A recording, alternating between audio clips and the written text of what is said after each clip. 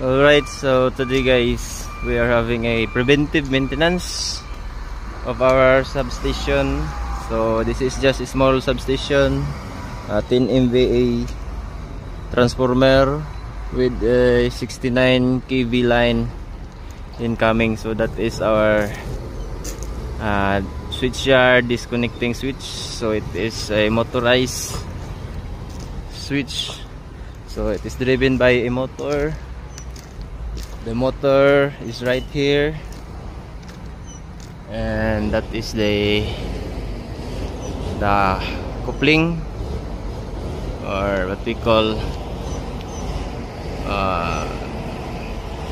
alright, so that's coupling. So movable joints, and that one we connected a cluster for our grounding.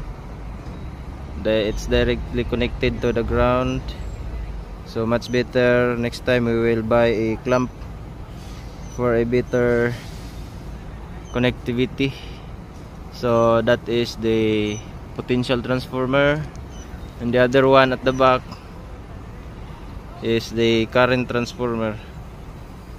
Alright, so right now it's too hot, and that's why we are putting a what we call a trapal.